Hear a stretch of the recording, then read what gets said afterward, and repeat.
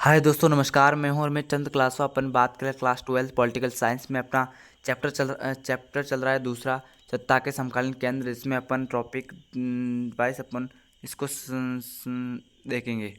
तो चीन के साथ भारत का संबंध क्या है? चीन के साथ भारत का संबंध क्या है? तो दोनों देशों के बीच में महत्वपूर्ण सांस्कृतिक संबंध रहे, यानी कि पहला पॉइंट अपना है दोनों देशों के बीच में महत्वपूर्ण सांस्कृतिक संबंध रहे।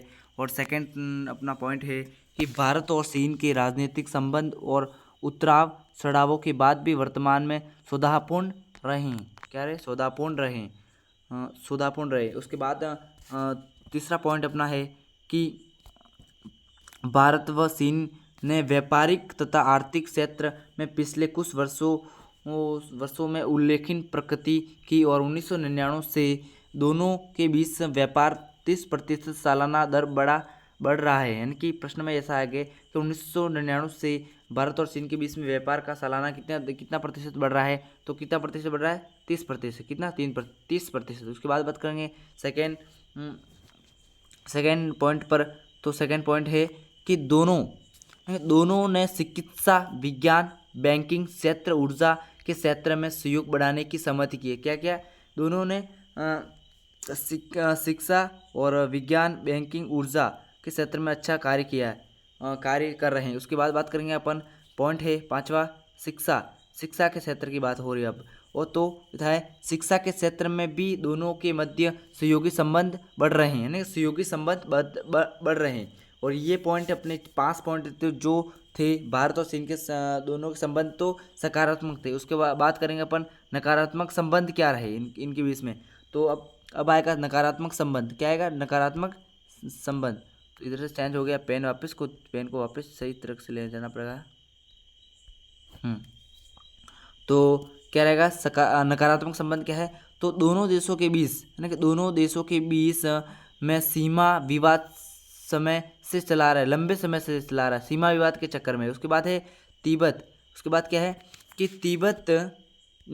तिब्बत के धर्मगुरु दलाई लामा की भारत में उपस्थिति चीन के लिए निरंतर परेशानी का कारण रही है। यानी कि तिब्बत के धर्मगुरु है। भारत और चीन के बीच में युद्ध होने का कारण क्या था कि तिब्बत एक धर्मगुरु छोटा सा देश है, तो उस पर चीन ने हमला कर दिया था, जिस कारण से वहाँ के धर्मगुरु दलाई लामा ने भारत की शरण मांगी थी, जिससे कारण से भारत और चीन के बीच में झगड़ने का कारण हुआ था। उसके बाद बात करेंगे पॉइंट तीसरे की। तो इसमें है चीन का क्या है? सॉरी, चीन में सीमा हाँ सॉरी, ये थोड़ा गलत लिख दिया, इसका ये नहीं होता है, सैन्य होगा, आप ध्यान रखिए, सैन्य हो गए।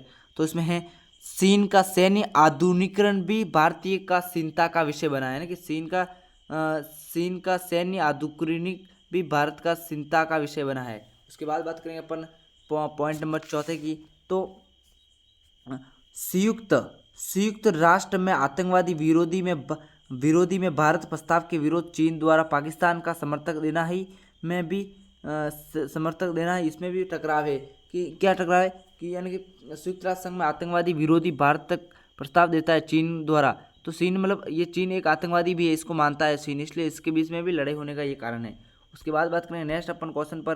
तो नेक्स्ट क्वेश्चन अपना क्या है कि नेक्स्ट क्वेश्चन है यूरोपीय संघ के विस्तार के कोई 2 उदाहरण बताइए। यानी कि यूरोपीय संघ के विस्तार के कोई 2 उदाहरण बताइए। तो यूरोपीय संघ के पहला उदाहरण है 1948 में यूरोपीय राज्यों में आर्थिक पुनर्निर्माण हेतु यूरोपीय आर्थिक समुदाय का निर्माण किया गया। कब किया गया? 1948 में। उसके बाद बात करेंगे अपन सेकेंड पॉइंट पर, सेकेंड उदाहरण पर। तो 18 अप्रैल 1951 को यूरोपीय राज्यों द्वारा यूरोपीय कोयला एवं इस्पात समुदाय की स्थापना की। कब की थी? 1951 में की। इसके बाद नेक्स्ट अपन क्वेश्चन पर बात करेंगे। तो नेक्स्ट क्वेश्चन क्या आएगा अपना? तो नेक्स्ट क्वेश्चन आएगा यूरोपीय संघ से आप क्या समझते हैं? ना यूरोपीय संघ से आप क्या समझते हैं? तो यूरोपीय संघ की स्थापना 1992 में हुई थी। यूरोपीय संघ की स्थापना 1992 में हुई थी। यूरोपीय संघ में यूरोप के देशों का एक महत्वपूर्ण क्षेत्रीय संगठन है और इसका आर्थिक और सैनिक, राजनीतिक व कूटनीतिक रूप से विश्व में राजनीतिक में महत्वपूर्ण एक स्थान मिला हुआ है, या मानते हैं इसको। उसके बाद बात करेंगे अपन नेक्स्ट क्वेश्चन पर, जिसे अपन हाँ, उसके बाद अगर मार्शल योजना किसे कहते हैं, क्या मार्शल योजना किसे कहते हैं, तो द्वितीय विश्व युद्ध के बाद अमेरिका ने यूरोप की अर्थव्यवस्था के पुनर्गठन के लिए जबरदस्त सहायता की। इसे ही मार्शल योजना के नाम से जाना जाता है। और यह मार्शल योजना अमेरिका के विदेश मंत्री मार्शल के नाम से प्रसिद्ध है। क्या मार्शल के नाम से प्रसिद्ध है। और मार्शल योजना के तहत किसकी एक संगठन की स्थापना होती है। उस संगठन का नाम आपको बताता हूँ। तो मार्शल योजना के तहत एक संगठन की स्थापना होती है यूरोपीय आर्थिक सहयोग संगठन की, और ये संगठन की स्थापना होती है। और ये कब होती है, 1948 में। कब होती है, 1948 में। उसके बाद बात करेंगे अपन नेक्स्ट क्वेश्चन पर। नेक्स्ट क्वेश्चन है नहीं ऐसा लग रहा है। तो नेक्स्ट क्वेश्चन आपको मैं बता रहा हूँ, जैसे आप सुनो, यानी मैं बता रहा हूँ आप सुनो, इसके कारण से आपको तो सबसे पहले अपन बात करेंगे कि यूरोपीय इकोनॉमिक कम्युनिटी का गठन कब हुआ। यानी कि प्रश्न मेरा क्या है कि आप बनाकर कर रहा हूँ, क्योंकि प्रश्न में कुछ गलती हो तो माफ़ करें, क्योंकि मैं अभी प्रश्न को बनाकर तरह ही आपके सामने उपस्थित कर रहा हूँ, क्योंकि मैं भी आपकी तरह एक स्टूडेंट ही हूँ। तो सबसे पहले अपन क्या है, यूरोपीय इकोनॉमिक कम्युनिटी का गठन कब हुआ। तो ये गठन हुआ था, पेन को एक बार यूज़ कर था, तो कब हुआ था, तो 1957 में। कब हुआ था, 1957 में। 1957 में। उसके बाद बात करेंगे अपन कि चीन ने विश्व व्यापार संगठन में कब शामिल हुआ। चीन विश्व व्यापार संगठन में कब शामिल हुआ, तो चीन विश्व व्यापार संगठन में दिसंबर 2001 को शामिल हुआ। ओके। उसके बाद बात करेंगे अपन, इसको मिटाएंगे एक बार, इसको डायरेक्ट मिटा देते हैं। हाँ, इसके बाद बात करेंगे अपन क्या कहें, हाँ, मार्शल योजना हो गया और यूरोपीय संघ और उसके बाद अपन क्या बात कर सकते हैं इसके कारण से। हाँ, उसके बाद बात करेंगे अपन कि क्या कहे आपको क्या बताऊं जिसके कारण से आपको, हाँ, अपन आप बात कर रहे हैं 7 मिनट हुए। हाँ, उसके बाद बात करेंगे यूरोपीय आर्थिक समुदाय की स्थापना कब हुई। यूरोपीय आर्थिक समुदाय की स्थापना कब हुई, तो यूरोपीय आर्थिक समुदाय की स्थापना हुई थी 1957 में। कब हुई थी, 1957 में। उसके बाद बात करें आसियान क्षेत्रीय मंच की स्थापना कब हुई थी, 1967 में। कब हुई थी, 1967 में। उसके बाद बात करेंगे कि यूरोपीय संघ की स्थापना कब हुई थी, 1992 में। कब हुई थी, 1992 में। उसके बाद बात करेंगे विश्व व्यापार संगठन में चीन का प्रवेश कब हुआ, तो 2001 में हुआ था। उसके बाद ये बता दिया। उसके बाद बात करेंगे, इसको मिटाएंगे एक बार, कब हुआ, इसको मिटाएंगे और आगे की क्वेश्चन की अपन बात करेंगे। तो क्या क्वेश्चन ले आपसे, हाँ, अपन लेंगे अब जो कि आपके एग्जाम के दृष्टि से भी अच्छे क्वेश्चन आने हैं। तो सबसे पहले कहेंगे यूरोपीय संसद के लिए पहला प्रत्यक्ष चुनाव कब होता है। प्रश्नों को एक बार सही समझ, क्योंकि मैं लिख नहीं पाऊंगा। यूरोपीय संसद के लिए पहला प्रत्यक्ष चुनाव कब होता है, तो पहले प्रत्यक्ष चुनाव होता है जून, पेन क्या डिस्टर्ब कर रहा है, जून 1979 में। ओके, कब होता है, जून 1979 में। उसके बाद नेक्स्ट अपन क्वेश्चन बात करेंगे दक्षिणी पूर्व एशियाई राष्ट्रों का संगठन क्या कहलाता है। यानी कि प्रश्न क्या है, दक्षिणी पूर्व एशियाई राष्ट्रों का संगठन को क्या कहलाता है, तो इसको कहते हैं ये बार बार डिस्टर्ब कर रहा है अपने यार, आसियान। क्या कहते हैं, आसियान। याद रखिए, मैं आपको क्यों बता रहा हूँ, ताकि आपके एग्जाम में एक भी प्रश्न आपको गलत नहीं हो, इसके कारण से आपको छोटे छोटे क्वेश्चन आपको बता रहा हूँ। उसके बाद बात करेंगे अपन नेक्स्ट क्वेश्चन के ऊपर। तो नेक्स्ट क्वेश्चन अपना क्या है कि नेक्स्ट क्वेश्चन है कि यूरोपीय संघ की मुद्रा का नाम क्या है। तो यूरोपीय संघ की मुद्रा का नाम है यूरो। क्या नाम है, यूरो। क्या नाम है, यूरो। उसके बाद बात करेंगे अपन नेक्स्ट क्वेश्चन की और तरफ से जाते हैं। तो नेक्स्ट क्वेश्चन क्या लेते हैं, तो प्रथम विश्व युद्ध कब होता है। यानी प्रश्न आता है प्रथम विश्व युद्ध कब होता है, तो प्रथम विश्व युद्ध होता है 1914 से 1918 के बीच में। उसके बाद बात करेंगे लीग ऑफ नेशनल की स्थापना कब होती है, तो 1920 में होती है। और लीग ऑफ नेशनल की स्थापना की होती है तो द्वितीय विश्व युद्ध होना ही हो पाए इसलिए, पर द्वितीय विश्व युद्ध कब होता है, द्वितीय विश्व युद्ध 1939 से 1945 के बीच होता है। उसके बाद बात है क्यूबा मिसाइल संगठन कब होता है, क्यूबा मिसाइल संगठन 1962 में होता है। कब होता है, 1962 में। और उसके बाद बात करेंगे अपन कि बर्लिन की दीवार का निर्माण कब हुआ, तो बर्लिन की दीवार का निर्माण हुआ था 1961 में। और कितने वर्षों तक ये खड़ी रही, 28 वर्षों तक, 28 वर्षों तक। कितनी इसकी लंबाई कितनी थी, 150 किलोमीटर थी।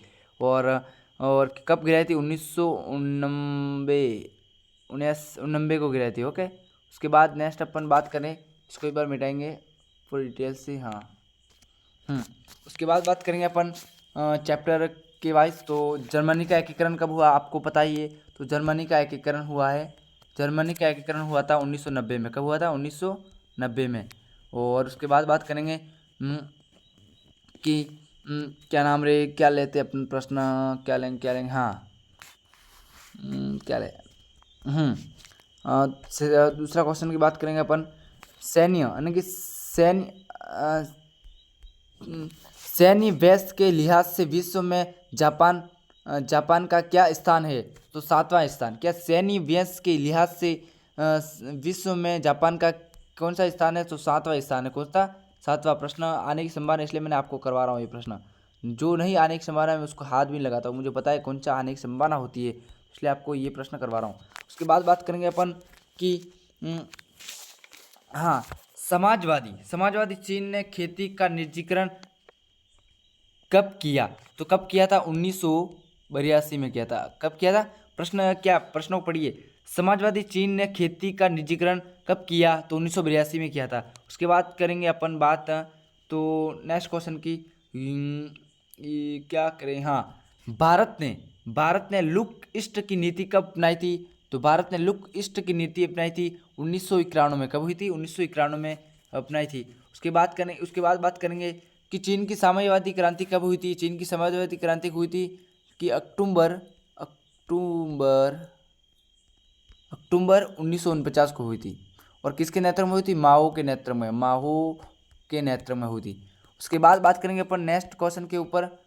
नेक्स्ट क्वेश्चन है अपना कि रुको, क्या है। इसके बाद अपन आपको एग्जाम की दृष्टि से जो काफ़ी इम्पोर्टेंट है जो आपको बता रहा हूँ, तो क्या इसके हिसाब से तो मुझे क्या याद नहीं आ रहा है, क्या याद आ रहा है। हाँ, एक बहुत महत्वपूर्ण क्वेश्चन है कि क्या है। हाँ, यूरोपीय संघ का जो सदस्य संयुक्त राष्ट्र संघ का सुरक्षा परिषद का अस्थायी सदस्य है, उसका नाम क्या है, तो उसका नाम है फ्रांस। क्या, फ्रांस नाम है, फ्रांस। प्रश्न को क्या पढ़िए, यूरोपीय संघ का जो सदस्य संयुक्त राष्ट्र संघ का सुरक्षा परिषद का अस्थायी सदस्य है, उसे का नाम बताइए, तो फ्रांस। क्या, फ्रांस नाम है। उसके बाद बात करें अपन थोड़ी और बेसिक स्पीड से आपको बताया जाऊंगा, स्पीड से आप सुनिए इसको, 1 मिनट का सुनिए। तो आपको 1985 में कम्युनिस्ट पार्टी के महासचिव कौन बनते हैं, तो मिखाइल गोर्बाचेव बने थे। प्रथम विश्व युद्ध 1914 से 1918 के बीच में होता है। द्वितीय विश्व युद्ध 1939 से 1945 के मध्य होता है। उसके बाद क्यूबा मिसाइल संगठन 1962 में होता है। बर्लिन की दीवार 1961 में उसका निर्माण होता है। और नाटो की स्थापना 1949 में नाटो की स्थापना होती है। वार्षा संधि की स्थापना हुई थी तो 1955 में होती है। उसके बाद बात करेंगे अपन कि जर्मनी का एकीकरण कब होता है, तो ये जर्मनी 1990 में होता है। इसके साथ ही अपन इस वीडियो को समाप्त करते हैं। और वीडियो पसंद आया तो लाइक करें और शेयर करें। और इसी के साथ जय हिंद।